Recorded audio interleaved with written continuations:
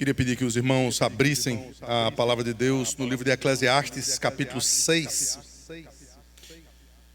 E hoje nós leremos o capítulo 6 e até o versículo 14 do capítulo 7. Então, um capítulo e meio.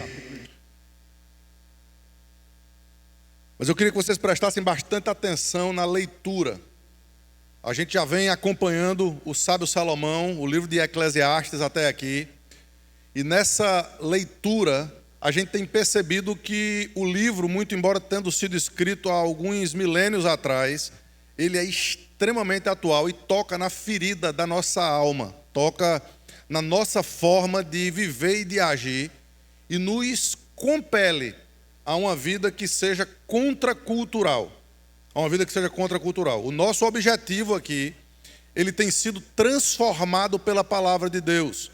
O nosso sonho, o desejo da nossa alma tem sido confrontado, porque nós queremos viver uma vida digna do Evangelho de Cristo.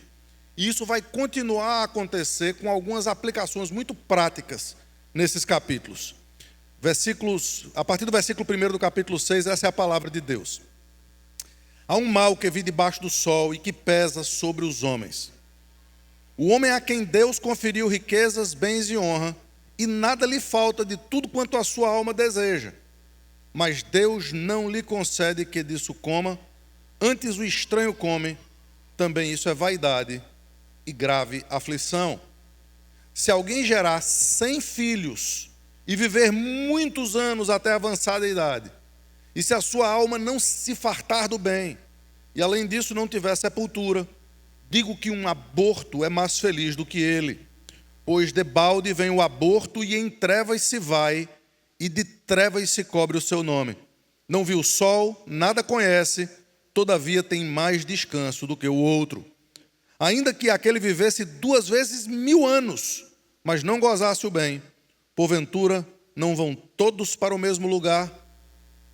Todo trabalho do homem é para a sua boca, contudo, nunca se satisfaz o seu apetite.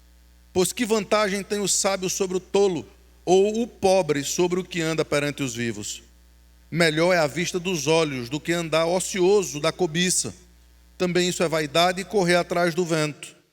A tudo quanto há de vir já se lhe deu o nome, e sabe-se o que é o homem, e que não pode contender com quem é mais forte do que ele. É certo que há muitas coisas que só aumentam a vaidade, mas que aproveita isso ao homem? Pois, quem sabe o que é bom para o homem durante os poucos dias da sua vida de vaidade, os quais gasta como sombra? Quem pode declarar ao homem o que será depois dele debaixo do sol? Melhor é a boa fama do que um unguento precioso, e o dia da morte melhor do que o dia do nascimento. Melhor é ir à casa onde há luto do que à casa onde há banquete, pois naquela se vê o fim de todos os homens, e os vivos que o tomem em consideração. Melhor é a mágoa do que o riso, porque com a tristeza do rosto se faz melhor o coração. O coração dos sábios está na casa do luto, mas dos insensatos na casa da alegria. Melhor é ouvir a repreensão do sábio do que ouvir a canção do insensato. Pois qual crepitar dos espinhos debaixo de uma panela, tal é a risada do insensato. Também isso é vaidade. Verdadeiramente, a opressão faz endoidecer até o sábio, e o suborno corrompe o coração. Melhor é o fim das coisas do que o seu princípio. Melhor é o paciente do que o arrogante. Não te apresses em irar-te, porque a ira se abriga no íntimo dos insensatos. Jamais digas, porque foram os dias passados melhores que estes, pois não é sábio perguntar assim. Boa é a sabedoria havendo herança, e de proveito para todos os que veem o sol.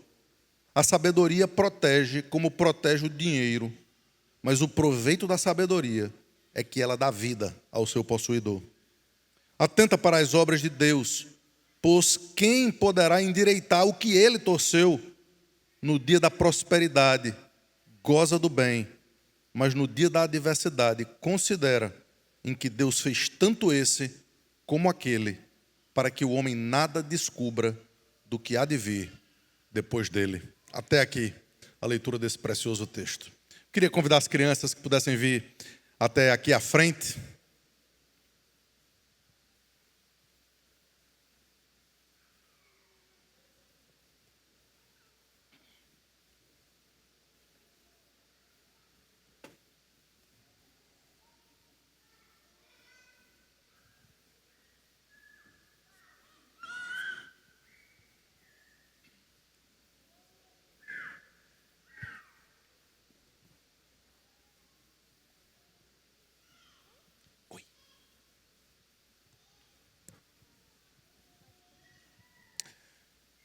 Bom dia, gente.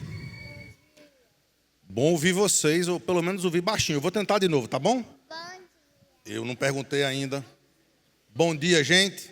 Bom dia. Agora vocês estão aqui.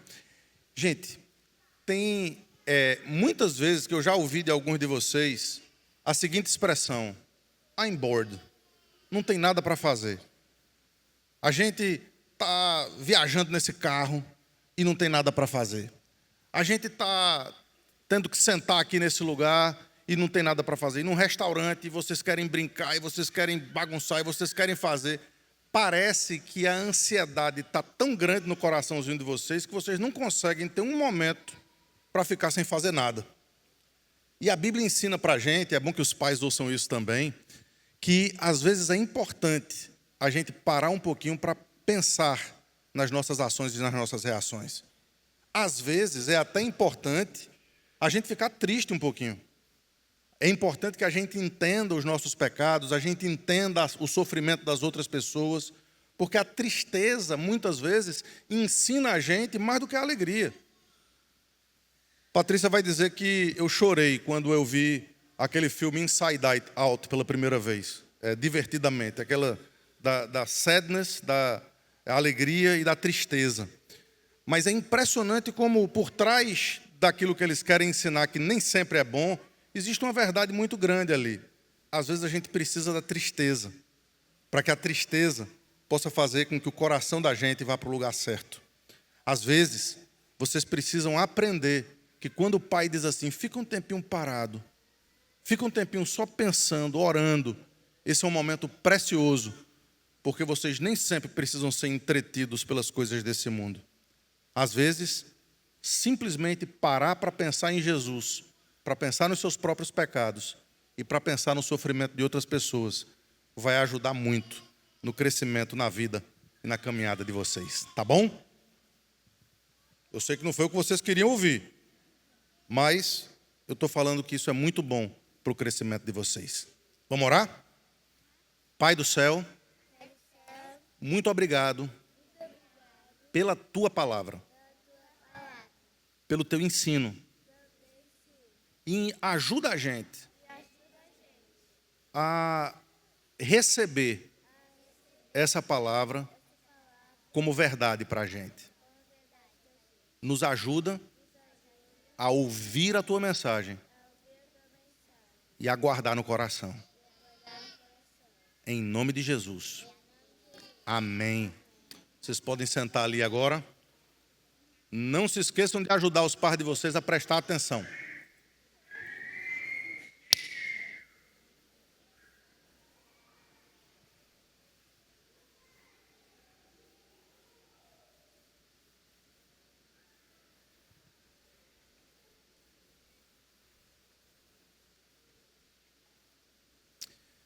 Muitas vezes a gente julga o livro pela capa. A gente vê uma capa, um título muito bem escrito de um livro e a gente imagina que aquele livro vai ser o melhor possível. E quantas vezes a capa é boa, mas o livro é uma tragédia. Às vezes a mesma coisa acontece com as vidas que a gente vive. Às vezes a gente julga tanto a gente mesmo como outras pessoas com base nas circunstâncias, com base no momento que a gente está vivendo. E muitas vezes os momentos que a gente está vivendo não são os melhores possíveis aos nossos olhos, mas são colocados precisamente por Deus como pavimento, como escada, como um caminho, um trilho, para Ele nos levar exatamente aonde Ele quer. Salmo 23 ensina isso para a gente. Ensina que às vezes a gente tem que passar por vales de sombra da morte, mas que a gente não precisa temer mal nenhum nesses vales, porque o nosso pastor está conosco e ele está nos levando para as águas de descanso. Ele está nos encaminhando para as águas tranquilas, para os pastos verdejantes. Esses são a linguagem, essa é a linguagem utilizada pelo salmista para dizer muitas vezes qual é o caminho que Deus faz com que a gente vá nessa vida. Veja, não me entendam mal, Deus nos quer pessoas alegres, e Ele vai chegar a conclusões assim, Ele nos quer pessoas felizes. John Piper, um dos melhores pregadores da nossa época, ele fala sobre isso, a teologia da alegria. Tem muito crente triste, e os crentes precisam entender que a alegria do Senhor é a nossa força. Entretanto, a alegria, ela não pode ser produzida por circunstâncias, mas ela precisa ser real, brotando de um coração derramado na presença de Cristo, que vai ser feliz, independentemente das circunstâncias, porque aí a gente vai ser verdadeiramente feliz. Percebam que a ideia do salmista, ou do sábio Salomão aqui, não é simplesmente dizer que é melhor que a gente viva chorando, que a gente viva em enterro, que a gente viva fazendo coisas que não são prazerosas necessariamente ao nosso próprio coração. Entretanto, que há momentos na nossa vida em que essas coisas são necessárias para que o nosso coração seja colocado no lugar certo. Quando a gente olha as aparentes desigualdades com as sábias lentes de Deus, então a gente vai perceber duas coisas, que são os dois pontos aqui. Talvez vá parecer repetitivo, como eu já ouvi. Entretanto, ainda que seja repetitivo, eu queria que você entendesse, mastigasse, ruminasse isso, para que a sua alma e o seu coração possa aproveitar desse ensinamento. No primeiro ponto, capítulo 6, tudo pode ser nada. Tudo pode ser nada. E no segundo ponto, o capítulo 7 até o versículo 15, vai ensinar para a gente que nada pode ser tudo. Tudo vai depender das circunstâncias. E tudo vai depender de como eu e vocês nos relacionamos com Deus. Porque Deus é a fonte de todas as coisas. Ele é aquele que tudo tem, que tudo vê. Ele é o soberano, Ele é o que domina soberanamente sobre todas as coisas. E todas as coisas estão descobertas e patentes diante dos seus olhos. Ele é aquele que tem não apenas essa vida, mas a eternidade diante dos seus olhos. E nos fez pessoas finitas, pequenas, limitadas. E quando nós julgamos as coisas através das mentes ou através das lentes das nossas próprias limitações, nós não vamos alcançar os ensinamentos de Deus na nossa vida. É por isso que a sociedade da gente é tão rápida em tomar decisões. E todas as vezes, queridos, não todas, mas quase todas as vezes que nós tomamos decisões rápido demais, sem parar para pensar, sem analisar as circunstâncias, nós erramos. Nós erramos. Porque nós estamos muito mais preocupados com o momento, com o conforto momentâneo, do que necessariamente com o desejo de fazer a vontade de Deus. E no fim das contas, o crente vai aprender ao longo da Escritura que fazer a vontade de Deus é o nosso maior conforto, ainda que isso venha contra o nosso desejo imediato. É exatamente aqui que Salomão nos fala nesse capítulo 6. No versículo 2 ele diz que um homem pode Deus conferir riquezas e bem e honras. Entretanto, esse homem, tendo tudo isso, pode não aproveitar daquilo que Deus lhe dá, porque não aproveita da forma correta. Ele tem tudo, mas não é feliz. Ele tem tudo, mas a sua alegria é uma alegria de rede social. Ele tem tudo que o mundo pode oferecer e aplaudir e mostrar que parece ter algum proveito nessa vida, mas quando se exprime, quando se conhece o íntimo do coração, há ali um vazio tremendo, uma insegurança terrível, um medo e um temor do que vai acontecer no dia de amanhã. Se a sua conta bancária se esvaziar ou se os seus negócios não derem certo, aquilo vai ser uma motivação de terrível tristeza. de enfadonho desespero.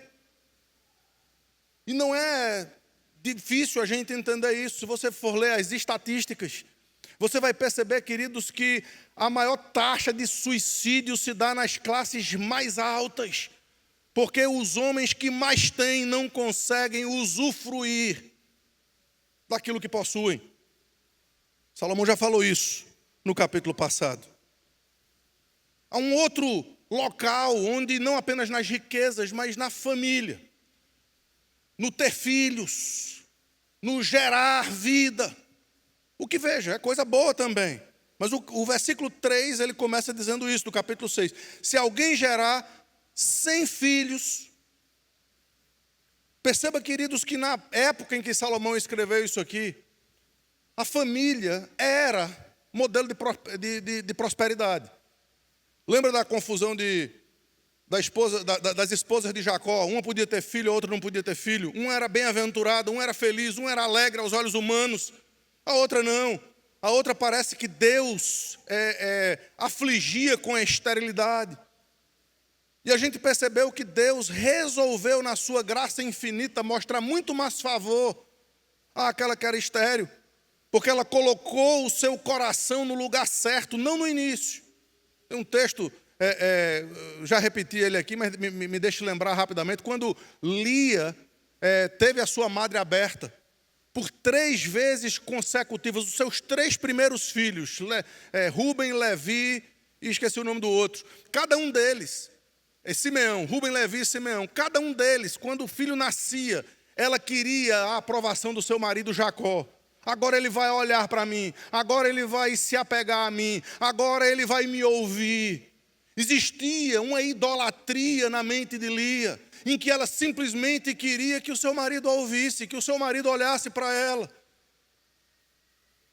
Mas quando o 4º filho nasceu, e isso não aconteceu, ela colocou o nome de Judá, porque disse, a partir de agora eu louvarei o Senhor. A perspectiva mudou e Judá passou a ser aquele que traria a ascendência do Salvador do mundo e daquele que esmagaria a cabeça da serpente. Uma mudança de perspectiva tão pequena aos olhos humanos, mas fez uma diferença gigantesca na história da humanidade. É assim comigo e com vocês, queridos. Muitas vezes os nossos olhos, o nosso conforto, a nossa alegria está nas coisas erradas. Não está na satisfação que nós temos em Cristo, mas está na aprovação das pessoas, está em termos ou não uma família, está em termos ou não dinheiro, está em termos ou não os confortos que esse mundo pode oferecer. Esse texto ele vai trazer consequências e vai trazer aplicações para todos nós. Aqueles que temos e aqueles que não temos. Mas há uma terceira coisa aqui que esse texto nos traz. As pessoas às vezes buscam alegria nas riquezas, alegria na família, ou às vezes na saúde, na longevidade.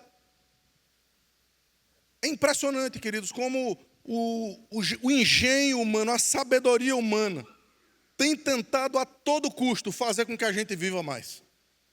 Fazer com que a gente viva mais. Eu falei aqui alguns domingos atrás sobre uma das frases finais de Bill Gates, quando ele disse que daria toda a sua riqueza, toda a sua fortuna, para que algo fosse construído, que a nossa vida pudesse ser estendida de alguma forma. Na Bíblia a gente tem uma oração que foi atendida por uma extensão de tempo, a oração de Ezequias, que Deus deu 15 anos a mais para ele, e não é de se estranhar que foram os anos mais trágicos da sua vida. Se ele tivesse morrido ali naquele momento e ajeitado a sua casa ali naquele momento, ele seria um dos grandes heróis de Israel. Mas ele terminou os seus dias como alguém que buscou a sua própria vida e o seu próprio conforto mais do que o bem da nação. Ele hoje não é um rei muito bem lembrado, como poderia ser, se não tivesse vivido aqueles 15 anos. Mas veja, ainda no versículo 3, como ele diz isso. Se alguém gerar 100 filhos e viver muitos anos, até avançada idade. Veja como ele continua falando sobre isso, até o versículo 6, quando ele diz, ainda que ele vivesse 2 vezes 1000 anos, mas não gozasse o bem. Imagine se você tivesse uma máquina que pudesse fazer de você uma pessoa longeva. Eu vou viver agora 2000 anos. É essa a imaginação de Salomão aqui. Mas com 2000 anos de uma vida que não tem o centro em Deus e não tem o centro em Cristo, vão ser 2000 anos de vazio. E quanto mais tempo você viver nessa perspectiva debaixo do sol, mais tempo de desvaneio, mais tempo de tristeza, mais tempo de angústia, mais tempo de dúvida você vai ter. E é por isso, queridos, que apenas o Evangelho pode quebrar corações e mudar radicalmente, não aquilo que é exterior, porque exteriormente você pode continuar vivendo a mesma vida, gostando das mesmas coisas, aproveitando dos mesmos prazeres. Entretanto, se internamente você tiver Cristo, isso vai fazer toda a diferença na sua vida. Isso vai fazer toda a diferença na sua vida, independentemente de quantos anos você consiga viver. Versículo 7, ele vai dizer, queridos, que nada satisfaz esse homem. Versículo 7 diz assim: todo o trabalho do homem é para a sua boca, e contudo nunca se satisfaz o seu apetite. Tem muita gente vivendo sem conseguir parar para aproveitar a presença do Senhor. Vê que coisa simples. Custa nada. Mas qual foi a última vez que você parou algumas horas do dia para dizer: eu vou me deleitar na presença do Senhor?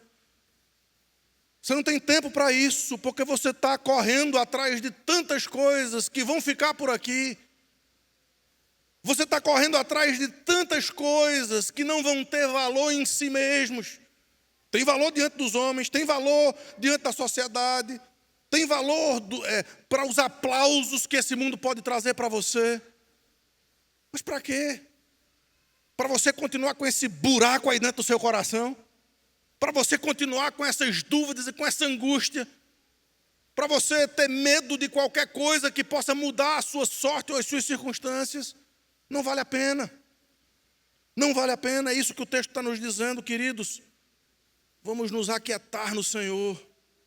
E depois desse senso de limitação, em que tudo é nada, em que não conhecemos o dia de amanhã, ele termina esse capítulo 6, dizendo o seguinte, versículo 10, a tudo quanto há de vir, já se lhe deu o nome. Deus conhece o dia de amanhã. Você não. Você não sabe o que vai acontecer amanhã. Você não sabe o que vai acontecer daqui a 5 minutos. A gente não sabe o que está acontecendo aqui nessa sala do lado. Nós somos tão limitados na nossa mente, no nosso tempo, na nossa força. E nós temos um Deus que é soberano, absoluto, que está ao mesmo tempo governando o universo inteiro e nada perde o controle. E é exatamente essa diferença de perspectiva que esse texto está trazendo aqui. Ele já sabe o dia de amanhã. E se nós nos colocarmos nas mãos dele, nós não poderemos estar em mãos melhores. Versículo 10 continua. E quem pode contender com quem é mais forte do que ele? Aqui é um provérbio muito clássico e é de uma sabedoria muito simples, né? Se tem alguém mexendo ali com outra pessoa, eu vejo que aquela pessoa é mais fraca do que eu posso ir lá tirar satisfação.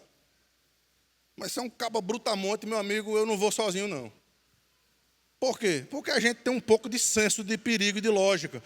Salomão está trazendo isso aqui para dizer a mesma coisa. Ele está nos comparando com Deus. E todas as vezes que nós preferimos as coisas desse mundo do que a Ele, é contra Ele que nós estamos indo. Que loucura é essa? Até tolice é. Até tolice é. É certo, versículo 11, que há muitas coisas que aumentam a vaidade. Não é verdade? Veja na sua própria vida. E veja o que é que aumenta a sua vaidade. E no final das contas, qual o proveito que isso vai ter? Se o foco não está em Deus e se o foco não está em Cristo. Aí vem as perguntas finais. Pois quem sabe o que é bom para o homem durante os poucos dias da sua vida de vaidade, os quais gasta como sombra? Quem pode declarar ao homem o que será depois, debaixo do sol? Salomão não responde aqui. Mas a gente sabe que ele sabe qual é a resposta. A resposta vai vir no final do livro. Mas como que escrevendo num contexto de sabedoria da antiga aliança, eu preciso lembrar a gente que a gente está na nova aliança. E que a gente às vezes precisa da coisa um pouquinho mais mastigadinha aqui. E por mais óbvio que possa parecer, a resposta dessas perguntas tem um nome. A resposta dessas perguntas, quem pode conhecer o dia de amanhã? Quem sabe o que é melhor para você? Muitas vezes, os adolescentes aqui que me ouçam com todo o coração aberto, por favor, muitas vezes a gente acha, depois que cresce também, a gente acha que a gente sabe o que é melhor para nós. A gente acha que entende quais são as melhores coisas para a nossa vida, porque nós julgamos pelas circunstâncias apenas. Mas só Deus, querido, sabe o que é melhor para você, só Cristo. Só aquele que é o seu autor, só aquele que constrói a sua vida e a sua história, é que pode ter as melhores respostas para você. E se você entender isso hoje de manhã, hoje pode ser um dia de grande libertação na sua vida. Pode ser um dia em que a chave vire, em que você diga, caramba, eu não tenho outro lugar para ir, apenas Cristo, como Pedro falou lá em João capítulo 6. Quando tudo deu errado para ele, quando todo mundo saiu por conta do discurso de Jesus, e Jesus olhou e disse, não quer ir após eles não. Pedro se levantou e disse, Senhor, nós não temos para onde ir, se só Tu tens as palavras de vida eterna. Se você entender que é Jesus falando com você nessa manhã, a sua vida pode mudar hoje. A sua história pode mudar hoje. Por quê? Porque ela vai passar a ter um fim em Cristo e não em você mesmo. O título dessa mensagem é o título de uma poesia de Raimundo Corrêa. E no meio dessa poesia, ele diz assim, muitas vezes, muita gente que inveja agora nos causa. A gente olha muitas vezes para as redes sociais, e para a vida, e para a casa, e para o carro, e para as circunstâncias, e para a família, e para o tempo de vida, e para a saúde, e a gente tem inveja. A gente diz, puxa, eu queria que fosse comigo. Eu queria que eu fosse essa pessoa. Aí ele complementa dizendo, inveja agora nos causa, então piedade nos causasse. Se nós pudéssemos ver através da máscara da face, se nós pudéssemos ver através da máscara das lentes, nós teríamos pena de muita gente que hoje é celebrada mundo afora. Por quê? Porque não tem Cristo. E sem Cristo, não há absolutamente nada que tudo nesse mundo pode oferecer.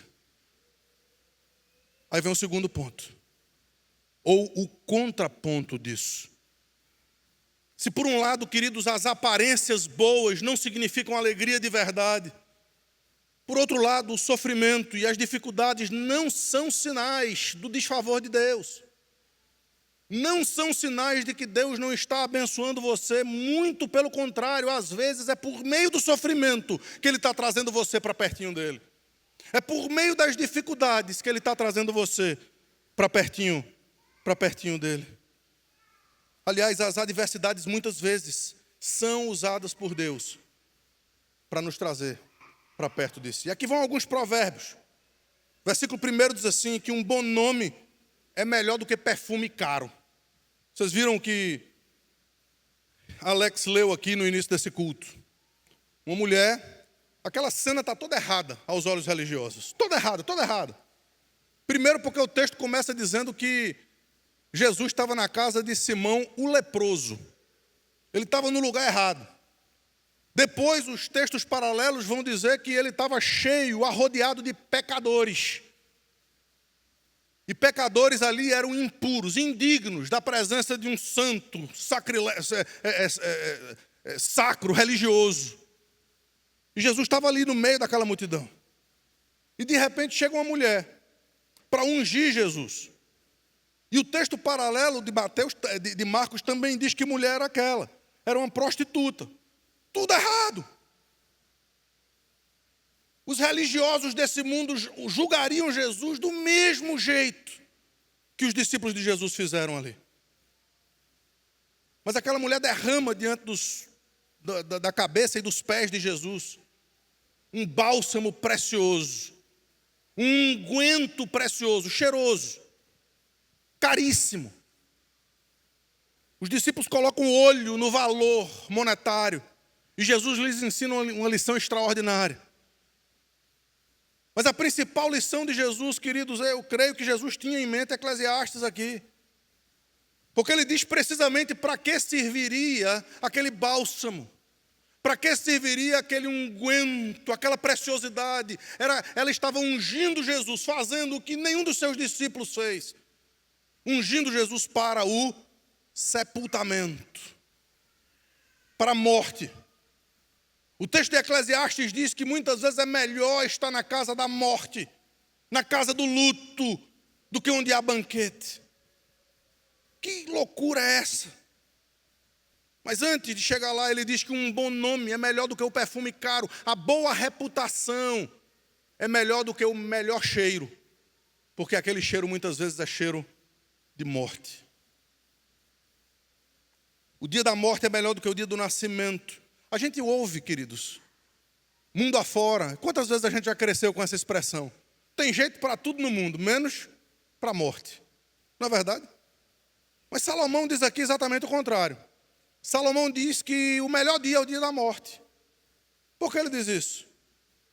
Porque aqui, queridos, ainda que ele esteja num geral, falando da perspectiva debaixo do sol, onde de fato a morte é desespero.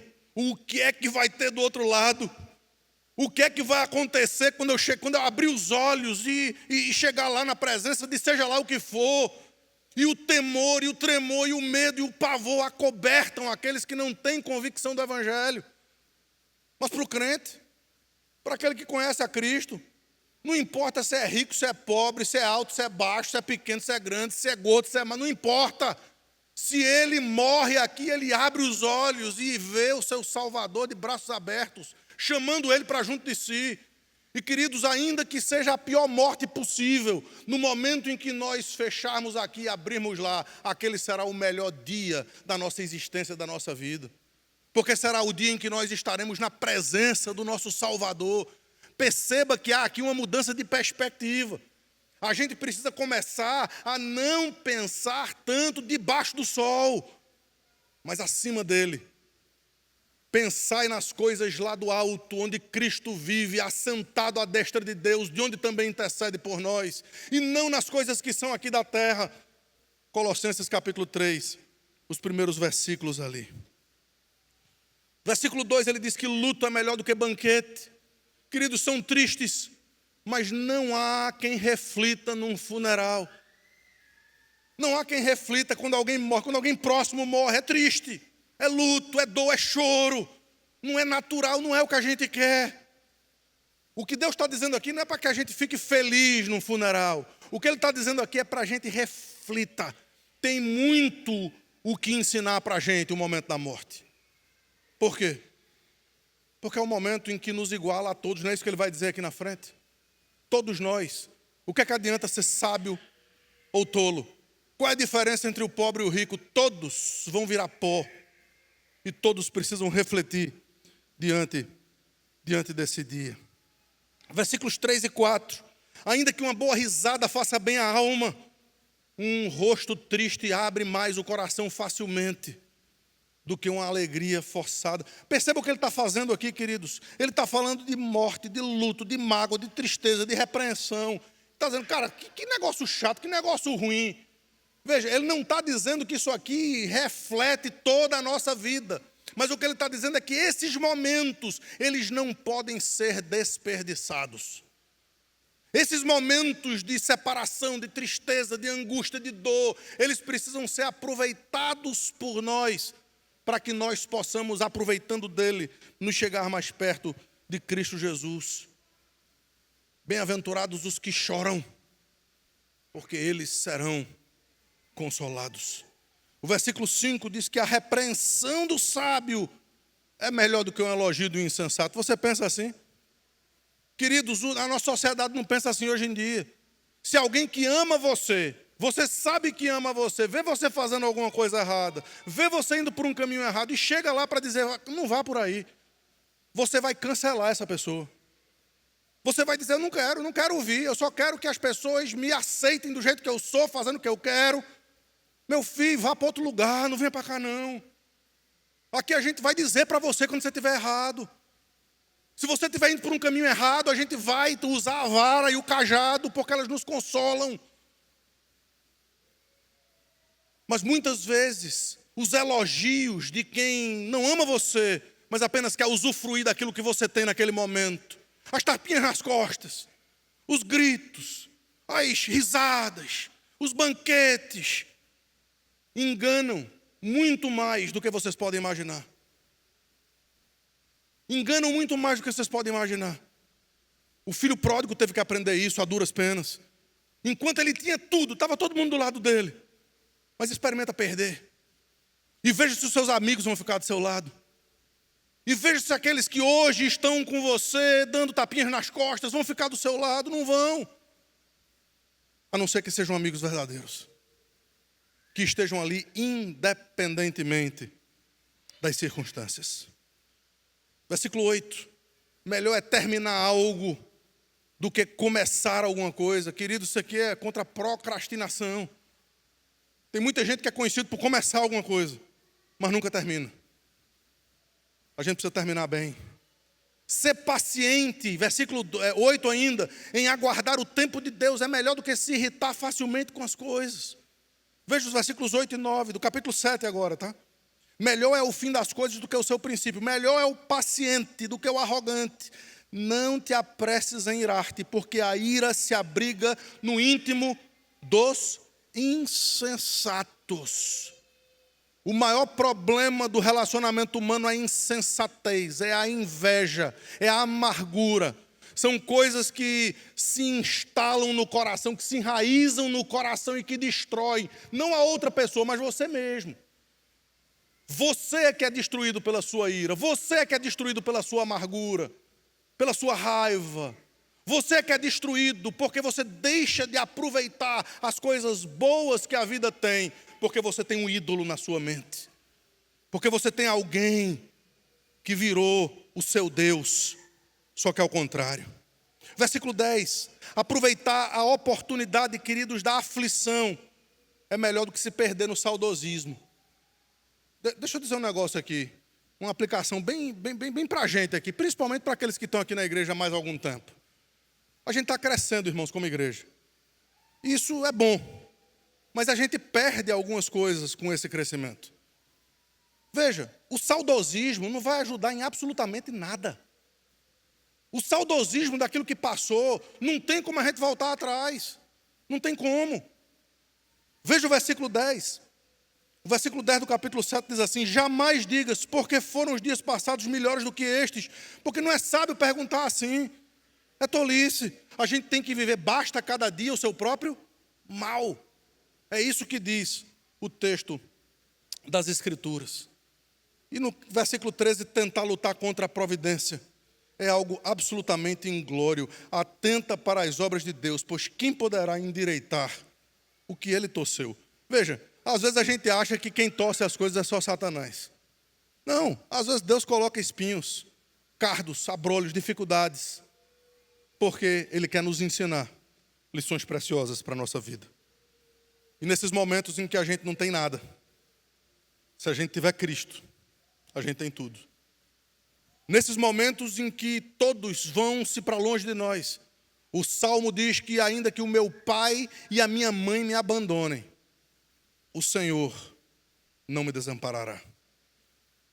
O texto vai nos ensinar, queridos, que na presença de Deus há copiosa redenção, que em Cristo, independentemente das circunstâncias, há um caminho verdadeiramente de paz. E por isso a conclusão desse texto é essa: aproveite as coisas boas naquele que fortalece você. Versículo 14, no dia da prosperidade, goza do bem. Você está no dia da prosperidade hoje, aproveite. Seja feliz enquanto você pode. Não coloque o coração nisso. Porque se você colocar o coração nisso, isso vai destruir você. Isso vai tornar de você um ídolo. Entretanto, ele diz assim: mas no dia da adversidade, considera que Deus fez tanto esse quanto aquele. Você quer saber quais são os dois momentos que as pessoas mais se afastam da igreja? Ou quando elas estão muito bem, ou quando elas estão muito mal. Quando elas estão muito mal, elas querem pensar em tudo na sua vida, resolver os seus problemas de si para si mesmos. E elas se esquecem de que há um Deus provedor. E de que é no momento pior da sua vida, que pode chegar, que Cristo está ali, para lhe tirar de um poço de lamaçal. Que é Cristo quem diz que está no alto e sublime trono, mas também está com abatido e contrito de coração. Que é Cristo quem diz: venham para mim, vocês que estão cansados e sobrecarregados, e eu vou aliviar vocês, porque o meu jugo é suave e porque o meu fardo é leve. Então, se você está passando por momentos de dificuldade, queridos, e está pensando em largar o Senhor, não faça isso, não é o momento para isso, nunca é. Mas essa é uma tentação que você vai ter. Mas a outra tentação é quando tudo vai muito bem aos olhos humanos. É quando você consegue conquistar tudo que você sonhou. É quando você consegue alcançar os píncaros da glória aqui desse mundo. E tem todos os likes, todas as alegrias, toda a conta bancária, tudo dá certo. No que você toca vira ouro. E esses são momentos em que as pessoas também vão dizer: eu vou para essa igreja nada. Eu vou ouvir coisas que eu não quero ouvir. Vai mesmo. E vai mesmo. Mas é exatamente o que você precisa para que o seu coração não esteja nessas coisas que vão ficar por aqui. É por isso que esse texto termina assim. É por isso que Salomão, nos seus provérbios, ele diz assim: Senhor, não me dá nem tanto e nem tão pouco. Nem tanto para que eu não venha a pensar que não preciso de ti, e nem tão pouco para que eu venha a blasfemar e roubar e blasfemar contra ti. Que equilíbrio. Será que a gente tem coragem de fazer essa oração? Senhor, não me dá tanto não preciso não. Mas sabe quando é que você vai fazer essa oração? Quando o seu coração não estiver mais nessas coisas. Quando o seu coração compreender que a única coisa que vai trazer verdadeira alegria, verdadeira felicidade, verdadeira paz, verdadeiro conforto, se chama Jesus Cristo. E se você entender essa mensagem de hoje, queridos, deixa eu dizer um negócio para você. Independentemente da sua circunstância, da sua situação, quebrado do jeito que você está, seja lá a situação humana em que você se encontre, você é bem-vindo aqui. Essa casa é para você, casa de gente quebrada, lugar de gente pecadora que está tentando de alguma forma se santificar para viver uma vida que vale a pena nesse mundo. Mas se o seu coração só está nas coisas daqui, se tudo que ele deseja é mais e mais, porque o seu apetite nunca está satisfeito, converta-se hoje, querido. Entregue-se a Cristo hoje. Mude de vida hoje. Porque Cristo está se apresentando para você como a resposta de todos os buracos do seu coração, de todas as dúvidas e inquietações, de todas as tristezas e desilusões. E isso vai acontecer independentemente das circunstâncias, porque no fim das coisas é só Ele que sobra. Nesse texto a gente refletiu sobre o dia da morte, sobre o dia da perda, sobre o dia da dor, sobre o dia da angústia. Por quê? Repito, não é porque Deus quer a gente nesses dias. É porque Ele sabe que quando esses dias chegarem, tudo o que vai sobrar para a gente é Ele. E se Ele estiver lá, nós não precisamos de mais nada. Porque com Ele, nós temos tudo.